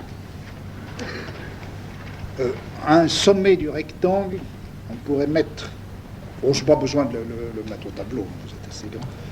Enfin, si vous voulez, au sommet du rectangle, vous mettez la démocratie. La démocratie, entendue comme égalité qui est accordée à tous les citoyens, et la liberté par conséquent qui est donnée à chacun d'eux, de parler, d'opiner et de participer ainsi aux décisions. Il n'y aura pas de démocratie, il n'y aura pas de parésia, sans cette démocratie.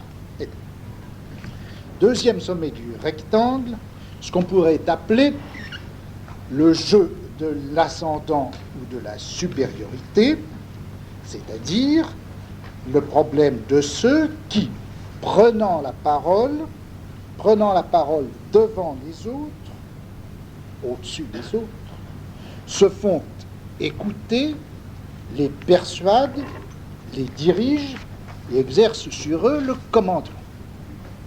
Pôle de la démocratie, pôle de l'ascendant. Troisième sommet du rectangle, le dire vrai. Pour qu'il y ait une parésia et une bonne parésia, il ne faut pas simplement qu'il y ait une démocratie, condition formelle, il ne faut pas simplement qu'il y ait un ascendant qui est, si vous voulez, la condition de fait, il faut de plus que cet ascendant soit exercé et cette prise de parole soit exercée en référence à un certain dire vrai. Il faut que le logos qui va exercer son pouvoir et son ascendant, le logos qui va être tenu par ceux qui exercent leur ascendant sur leur cité, soit un discours de vérité. C'est le troisième sommet. Enfin, quatrième sommet, puisque dans cet exercice libre du droit de parole où l'on essaie de persuader par un discours de vérité, puisque ceci se passe précisément dans une démocratie, vous voyez le premier sommet, eh bien ce sera donc dans la forme de la joute, de la rivalité, de l'affrontement, avec par conséquent la nécessité de la part de ceux qui veulent tenir un langage de vérité de manifester leur courage. Ce sera le sommet moral. Condition formelle, la démocratie, condition de fait, l'ascendant et la supériorité de certains, condition de vérité, c'est la nécessité d'un logos raisonnable, et enfin, condition morale, c'est le courage dans la lutte. C'est cela, ce sommet, ce rectangle avec un sommet constitutionnel, le sommet du jeu politique, le sommet de la vérité, le sommet du courage, c'est cela, je crois, qui constitue la parésia. Bon, eh bien, on pourrait dire, pour parler rapidement, ceci. C'est que, à l'époque où maintenant nous nous trouvons placés, c'est-à-dire dans cette période de la fin de la guerre du Péloponnèse, où les désastres extérieurs d'une part, les luttes intérieures entre les tenants d'une démocratie radicale et les tenants d'une démocratie mesurée ou d'un retour d'une réaction aristocratique sont en train de s'affronter à Athènes. Comment est-ce que l'on réfléchit, comment est-ce que l'on analyse ce que peut être une bonne parésia, les conditions dans lesquelles il peut y avoir un juste rapport entre politeia et parésia, entre démocratie et parésia, et comment est-ce qu'on explique que les choses ne marchent pas et qu'entre parésia et démocratie, il peut y avoir ces vilains effets que l'on a pu constater et qui sont dénoncés dans l'Oreste d'Euripide en 408. Bon. Premièrement, le bon fonctionnement de la parésia, comment est-ce qu'elle fonctionne, en quoi elle consiste, comment peut-on décrire les bons rapports entre la démocratie et la parésia. Bien, je crois qu'on en a un modèle qui est très explicite, bien que le mot parésia ne soit pas employé dans cette série de passages, on en trouve une description très, très exacte dans les textes d'Euripide consacrés à Périclès et à la démocratie péricléenne. Je crois que la démocratie péricléenne était représentée comme un modèle du bon ajustement entre une politeia démocratique et un jeu politique tout entier traversé par une parésia indexée elle-même au logos de vérité. En tout cas, ce bon ajustement de la constitution démocratique au dire vrai par le jeu de la parésia, en gros, il s'agit du problème comment la démocratie peut-elle supporter la vérité, ce qui n'est pas, vous le savez, un mince problème. Eh bien, je crois que dans les trois grands discours que Thucydide rapporte de Périclès, et qu'il met dans la bouche de Périclès, laissons le problème évidemment de savoir jusqu'à quel point c'est le discours de Périclès ou celui de Thucydide. Si vous voulez, pour ce que je veux vous dire, ça n'a pas une importance très grande. Mon problème, c'est la représentation de ce jeu entre démocratie et parésia à la fin du 5e siècle. Il me semble que les trois grands discours que Thucydide prête à Périclès, au livre 1 et 2 de la guerre du Péloponnèse, le discours de la guerre, le discours des morts et le discours de la peste. Ces trois discours nous donnent un exemple de ce que Thucydide se représentait comme ce bon ajustement. Premièrement, le discours de la guerre. Vous le trouvez au chapitre 139 et suivant du livre 1 de la guerre du Péloponnèse. Vous vous souvenez, il s'agit de ceci, les ambassadeurs de Sparte sont venus à Athènes et ont demandé aux Athéniens de non seulement limiter, mais de renoncer à certaines de leurs conquêtes impériales sur la Grèce. Bon, sorte d'ultimatum. On réunit l'Assemblée. Et voici la description que donne Thucydide.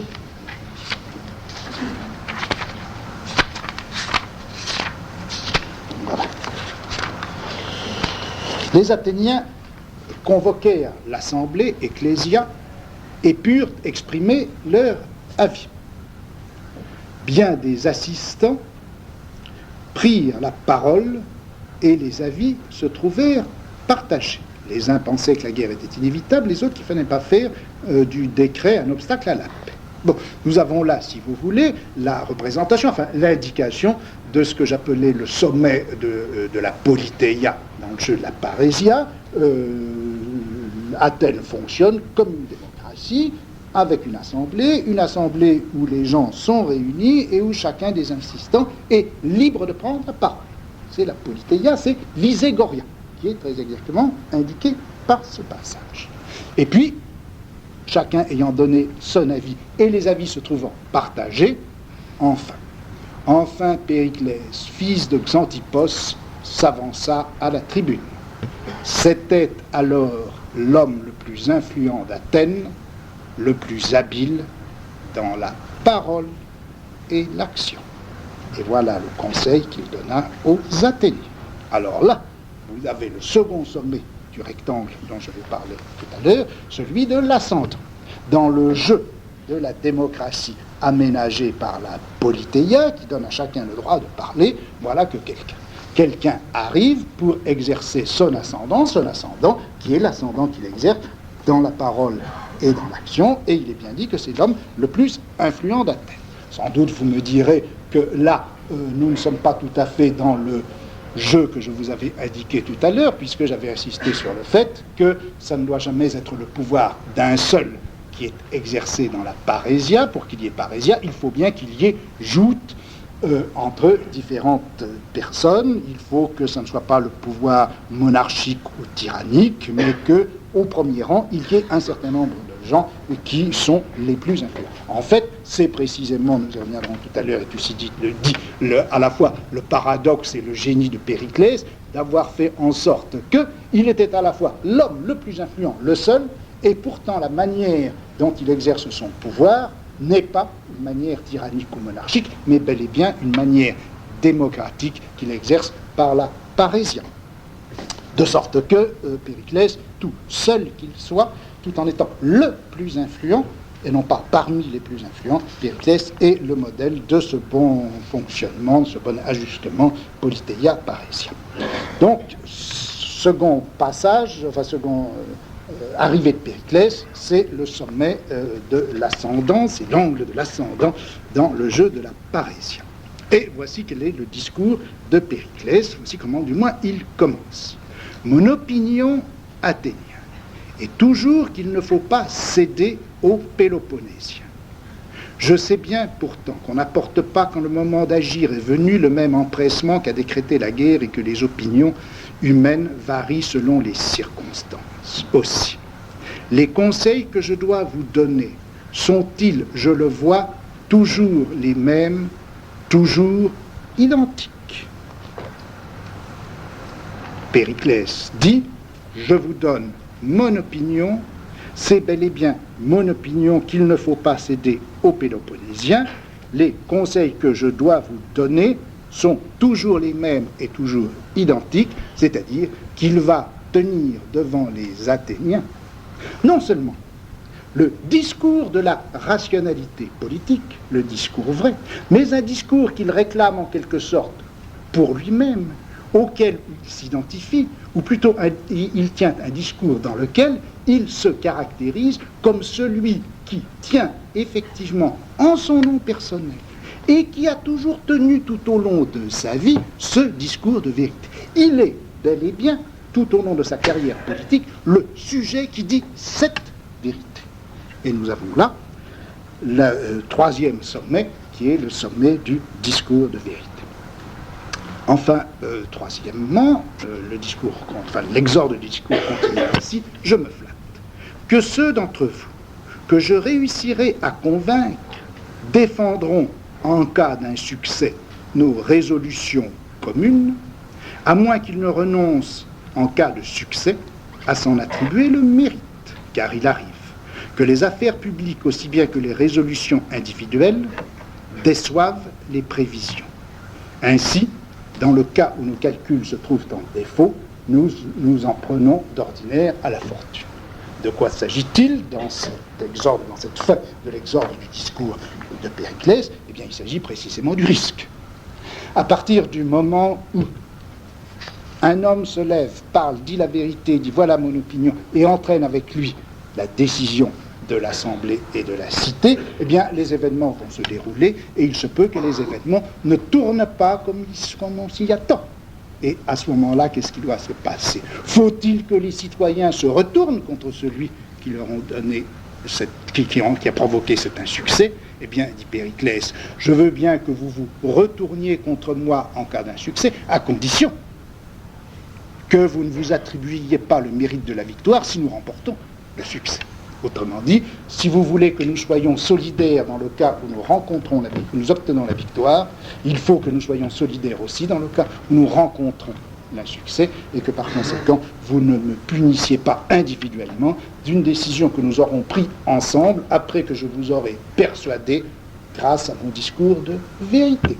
Vous voyez là apparaître ce problème du risque, ce problème du courage, ce problème de ce qui va se passer entre celui qui a obtenu la décision et le peuple qui l'a suivi. C'est ce jeu-là du risque, du péril et du courage qui est indiqué avec, si vous voulez, ce pacte parésiastique qui répond un peu à celui qu'on a évoqué tout à l'heure dans la pièce d'Euripide. C'est un pacte parésiastique. Je vous dis la vérité, vous la suivrez si vous voulez, mais si vous la suivez, considérez que vous serez solidaire des conséquences quelles qu'elles soient et que je n'en serai pas le seul et l'unique responsable.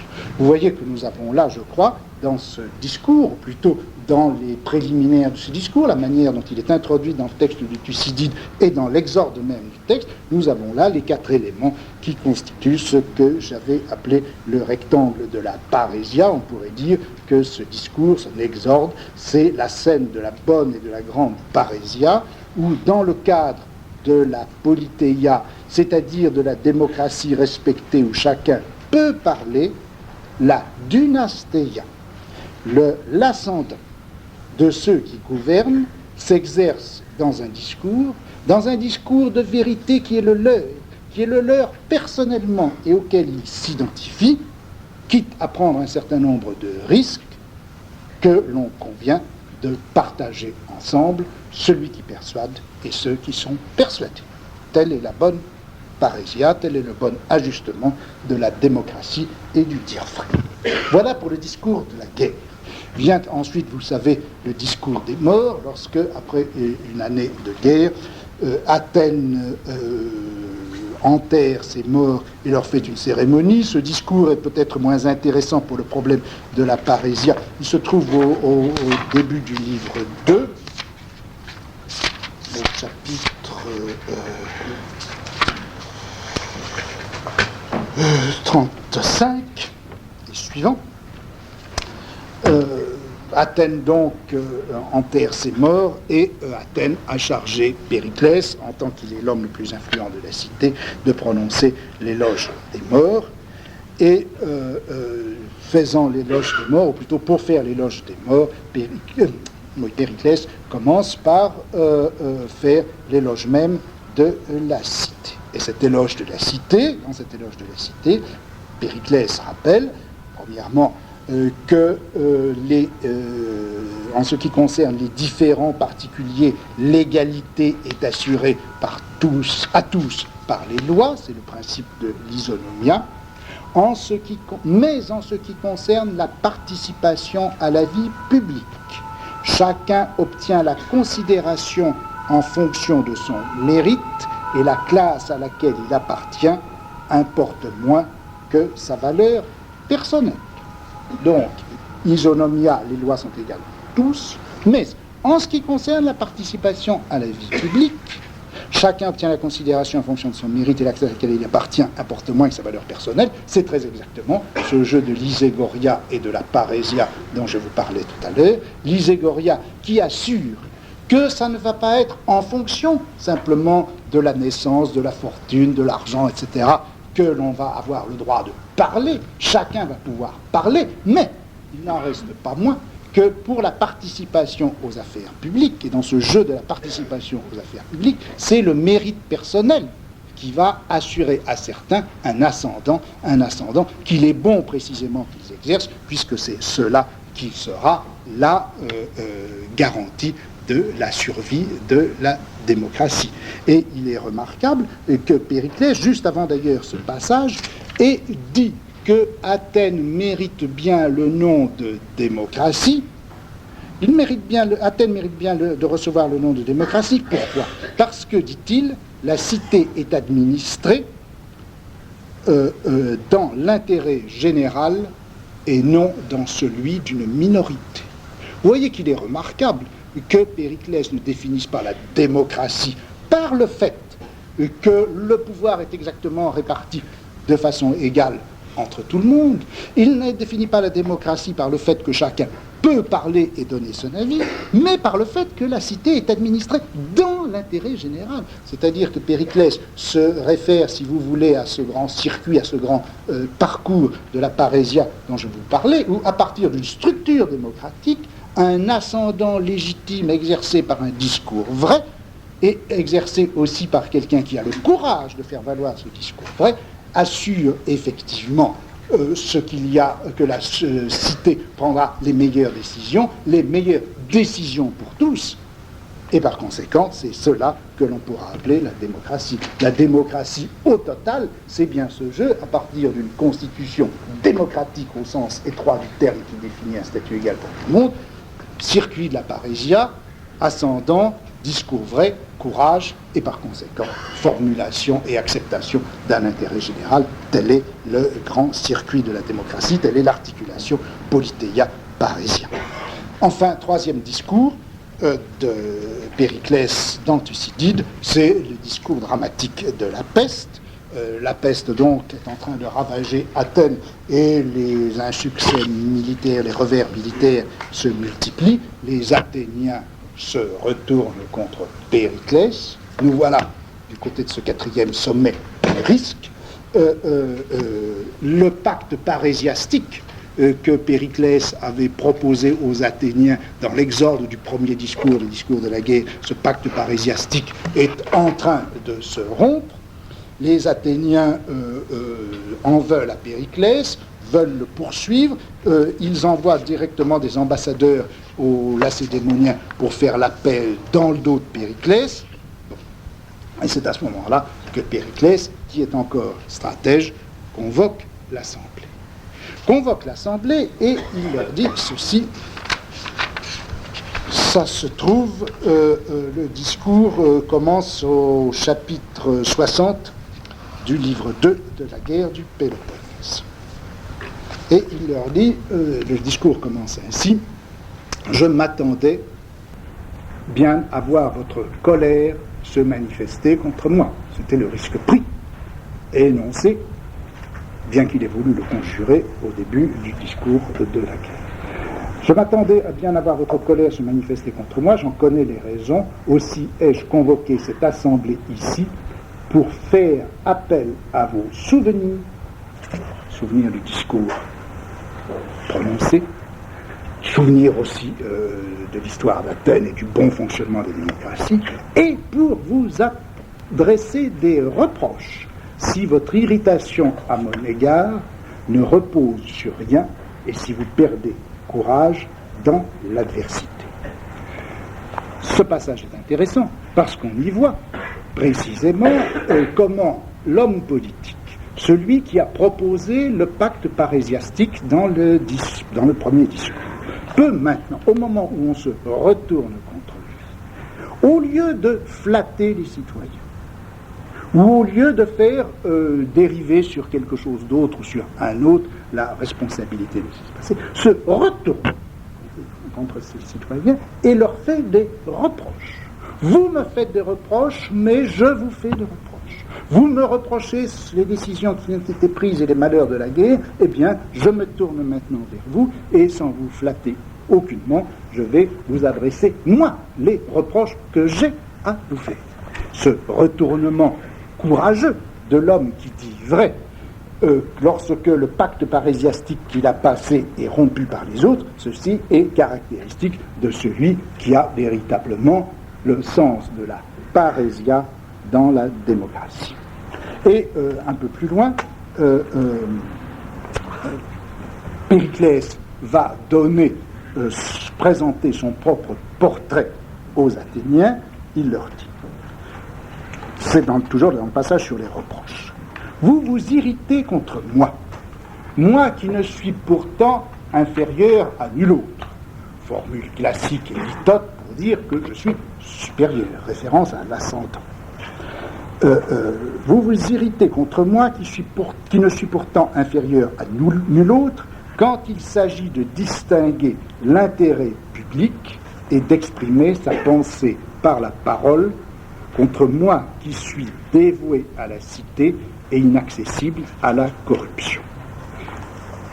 Cette phrase, vous voyez que sont évoquées un certain nombre de qualités de celui qui est l'homme politique, démocrate et parésiaste.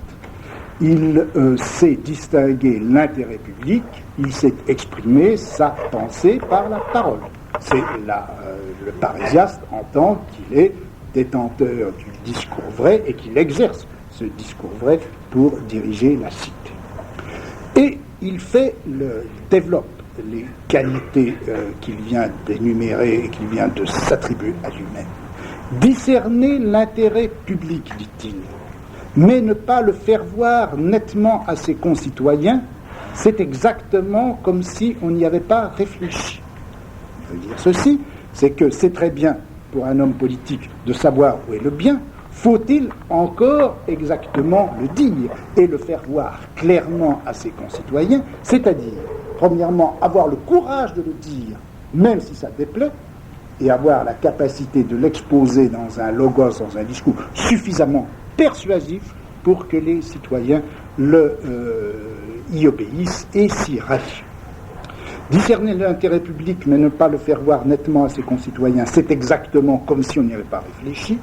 Qu'on ait ces deux talents, discerner l'intérêt public et puis l'exposer comme il faut, qu'on ait ces deux talents, mais que l'on soit mal intentionné pour la patrie, c'est être condamné à ne donner aucun conseil utile à l'État. Voir ce qui est bien, savoir le dire et avoir le courage de le dire, n'avoir pas de mauvaises intentions à l'égard de la patrie, être dévoué par conséquent à l'intérêt général, troisième condition. Qu'on ait l'amour de la patrie, mais que l'on soit accessible à la corruption, l'on est capable de tout vendre à prix d'argent. Il ne faut donc pas simplement ces trois conditions: voir le vrai, être capable de le dire, être dévoué à l'intérêt général, faut-il encore être moralement sûr, moralement intègre, être pas accessible à la corruption. Et c'est en ayant ces 4 qualités que l'homme politique pourra exercer à travers sa parésia l'ascendant qui est nécessaire pour que la cité démocratique soit malgré tout gouvernée, soit malgré la démocratie ou à travers la démocratie. Si vous avez, dit Périclès, si vous avez admis que j'avais, ne fût-ce que modérément et plus que d'autres, encore une fois, revendication de l'ascendant, que modérément et plus que d'autres, ces différentes qualités, savoir, être capable de dire, être dévoué à l'intérêt de l'État, n'être pas corrompu, si donc vous admettez que plus que d'autres j'ai ces différentes qualités, et si en conséquence vous avez suivi mes conseils pour la guerre, vous aurez tort de m'en faire un crime maintenant.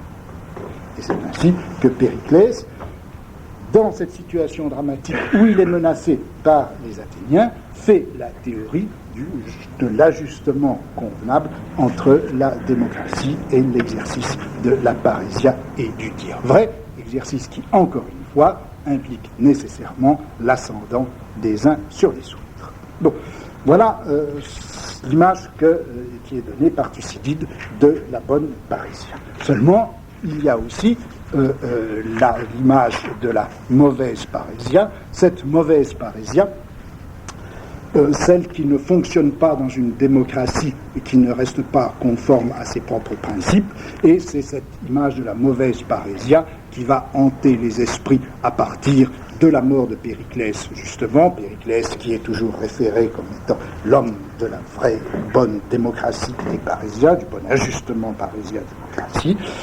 Après la mort de Périclès, eh bien, Athènes va se représenter elle-même comme une cité dans laquelle le jeu de la démocratie et le jeu de la parésia, le jeu de la démocratie et le jeu du dire vrai n'arrivent pas à se combiner et à s'ajuster d'une façon qui soit convenable et qui permette la survie même de cette démocratie.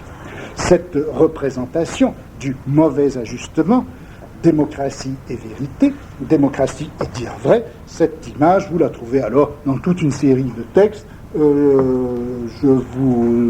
Enfin, il y en a 2, si vous voulez, qui me paraissent particulièrement significatifs et clairs. L'un, c'est dans Isocrate, le début du Périthès et Crénès, du traité sur la paix, et puis dans Démosthène, le début de la 3e Philippique. Enfin, on en trouverait bien d'autres. Je voudrais vous lire quelques passages de ce début d'Isocrate sur la paix, du discours sur la paix, où il montre comment et pourquoi les choses ne vont pas bien, et vous verrez combien ce texte est proche de la représentation de la mauvaise parésia que je vous lisais tout à l'heure, l'empruntant à la tragédie d'Oreste d'Euripide. Tout à fait au début de ce traité, où on doit discuter d'une paix possible qui est proposée aux Athéniens, Isocrate, qui est partisan de la paix, dit ceci. Je vois qu'aux orateurs, vous n'accordez pas, il s'adresse à l'Assemblée, je vois qu'aux orateurs, vous n'accordez pas égale audience. Qu'aux uns, vous donnez votre attention, tandis que vous ne supportez pas même la voix des autres. Rien d'étonnant à ce que vous agissiez ainsi, car en tout temps, vous avez coutume d'expulser tous les orateurs, autres que ceux qui parlent dans le sens de vos désirs.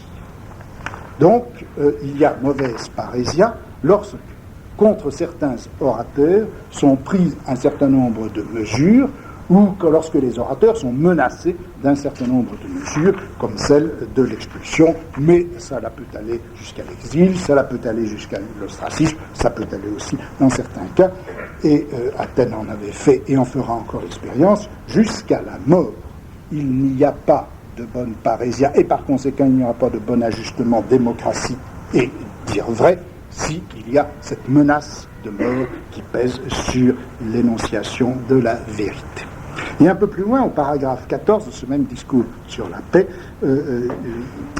Isocrate dit ceci. Pour ma part, je sais bien qu'il est rude d'être en opposition avec votre état d'esprit, et qu'en pleine démocratie, il n'y a pas de liberté de parole, sauf en ce lieu pour les gens les plus déraisonnables, qui n'ont nul souci de vous, et au théâtre, pour les auteurs de comédie. C'est la chose la plus dangereuse de toutes, qu'à ceux qui produisent devant les autres Grecs les fautes de l'État, c'est-à-dire les auteurs de comédie, que ceux-là donc qui étalent devant les yeux des Grecs les fautes de l'État, à l'égard de ceux-là vous ayez une reconnaissance que vous n'accordez pas même à ceux qui vous font du bien, et qu'en face de ceux qui vous réprimandent et qui vous reprennent, vous montriez une aussi mauvaise humeur qu'en face des gens qui font quelque tort à l'État. Autrement dit, la question qui est posée ici, c'est, si vous voulez, la question du lieu de la critique.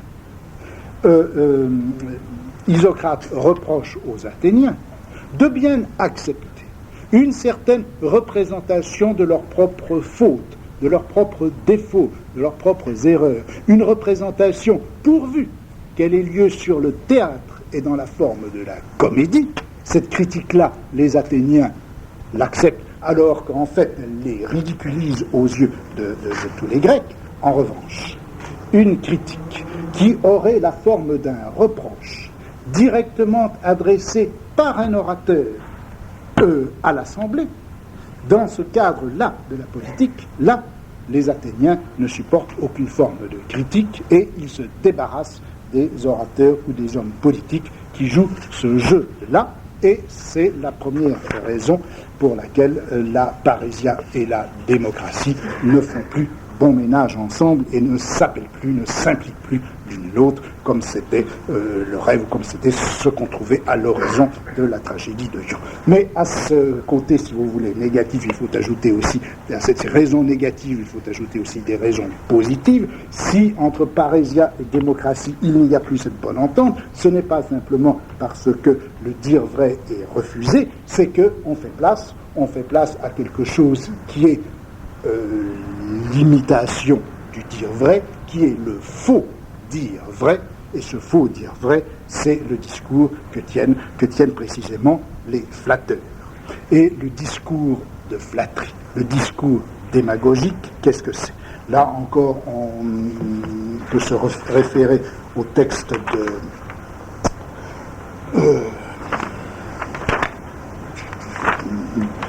d'Isocrate, où sont évoqués les flatteurs. Vous avez obtenu que les orateurs professionnels s'exercent et consacrent leur habileté, non pas à ce qui sera utile à l'État, mais aux moyens de prononcer des discours qui vous agréent.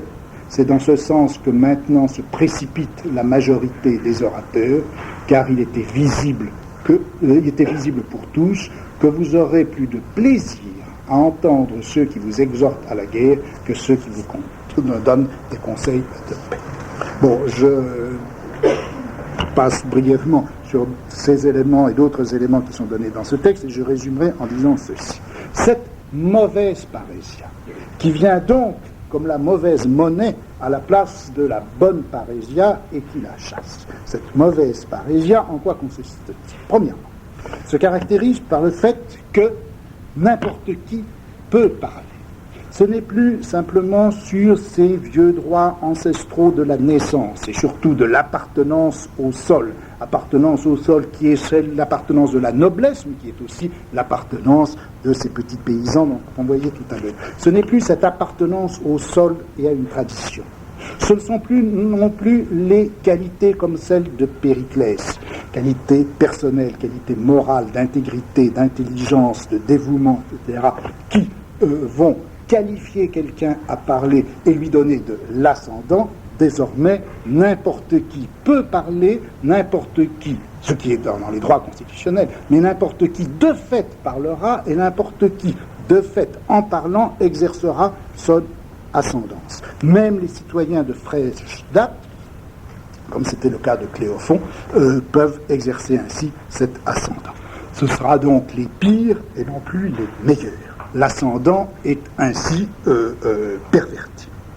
Deuxièmement, dans ce qu'il dit, ce mauvais parésiaste, venu de n'importe où, ce qu'il dit, il le dit non pas parce que cela représente son opinion, non pas parce qu'il pense que son opinion est vraie, non pas parce qu'il est assez intelligent pour que son opinion soit effectivement, corresponde effectivement à la vérité, à ce qu'il y a de meilleur pour la cité, il ne parlera que parce que ce qu'il dit, et dans la mesure où ce qu'il dit représentera l'opinion la plus courante, qui est celle de la majorité. Autrement dit, au lieu que l'ascendant soit exercé par la différence propre du discours vrai, l'ascendant, le mauvais ascendant de n'importe qui, sera obtenu par sa conformité avec ce que n'importe qui peut dire et penser. Enfin, troisième caractère de cette mauvaise parésia, c'est que cette parésia, cette mauvaise parésia, ce faux discours vrai, n'a pas pour armature le courage singulier de celui qui est capable, comme pouvait le faire Périclès, de se retourner contre le peuple et de lui faire à son tour des reproches. Au lieu de ce courage, ce qu'on va trouver, c'est des individus qui ne cherchent qu'une chose, c'est à assurer leur propre sécurité et leur propre succès par le plaisir qu'ils font à leurs auditeurs en les flattant dans leurs sentiments et leurs opinions. La mauvaise parésia qui chasse la bonne, c'est donc, si vous voulez, le tout le monde, le n'importe qui, disant tout et n'importe quoi, pourvu que cela soit bien reçu par n'importe qui, c'est-à-dire par tout le monde. Tel est le mécanisme de la mauvaise parésia, cette mauvaise parésia qui est au fond l'effacement de la différence du dire vrai dans le jeu de la démocratie. Ce que je voulais vous dire aujourd'hui peut se résumer donc ainsi. Je crois que le problème de la parésia est le problème nouveau de la mauvaise parésia à la fin du 5e, au tournant du 5e et du 4e siècle à Athènes. Ce problème nouveau de la parésia, bonne ou mauvaise, c'est au fond le problème de la différence indispensable, mais toujours fragile, introduite par l'exercice du discours vrai dans la structure de la démocratie. D'un côté, en effet, il ne peut y avoir de discours vrai. Il ne peut y avoir de libre jeu du discours vrai. Il ne peut y avoir accès de tout le monde au discours vrai que dans la mesure où il y a démocratie. Mais, et c'est là où le rapport entre discours vrai et démocratie devient difficile et problématique, il faut bien comprendre que ce discours vrai ne se répartit pas et ne peut pas se répartir également dans la démocratie selon la forme de l'iségoria. Ce n'est pas parce que tout le monde peut parler que tout le monde peut dire vrai.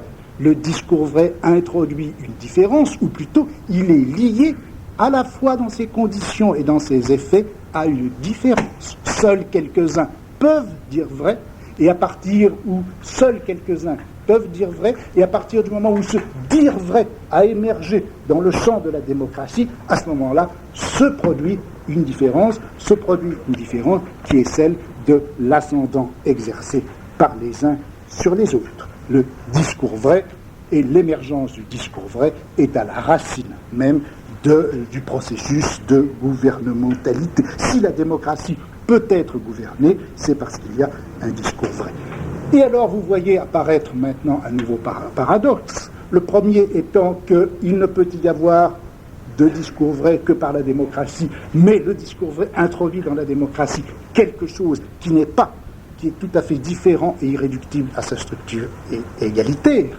Mais ce discours vrai, dans la mesure où il est vraiment le discours vrai, où il est de la bonne parésia, c'est ce discours vrai qui va permettre à la démocratie d'exister, de subsister. Pour que la démocratie puisse en effet suivre son cours, pour qu'elle puisse être maintenue à travers les avatars, les événements, les joutes, les guerres, etc., il faut que le discours vrai ait sa place. Donc la démocratie ne subsiste que par le discours vrai, mais d'un autre côté, dans la mesure où le discours vrai dans la démocratie ne se fait jour que dans la joute, dans le conflit, dans l'affrontement, dans la rivalité, eh bien, le discours vrai est toujours menacé par la démocratie. Et c'est là le second paradoxe. Pas de démocratie sans discours vrai, car sans discours vrai, elle périrait, mais la mort du discours vrai, la possibilité de la mort du discours vrai, la possibilité de la réduction au silence du discours vrai est inscrite dans la démocratie. Pas de discours vrai sans démocratie, mais le discours vrai introduit la différence dans la démocratie. Pas de démocratie sans discours vrai, mais la démocratie menace l'existence même du discours vrai. C'est là, je crois, les deux grands paradoxes qui sont au centre des rapports de la démocratie et du discours vrai, qui sont au centre des rapports entre la parésia et la politéia. Une dynastéia indexée au discours vrai et une politéia indexée à l'exacte et égale répartition du pouvoir. Eh bien, à une époque, la nôtre, où on aime tant poser les problèmes de la démocratie en termes de distribution du pouvoir, d'autonomie de chacun dans l'exercice du pouvoir, où on la pose en termes de transparence et d'opacité, de rapport entre société civile et État, je crois qu'il est peut-être bon de rappeler cette vieille question qui a été contemporaine du fonctionnement même de la démocratie athénienne et de ses crises, à savoir la question du discours vrai et de la césure nécessaire, indispensable et fragile que le discours vrai ne peut pas ne pas introduire dans une démocratie qui à la fois rend possible ce discours vrai et le menace sans cesse. Voilà, merci.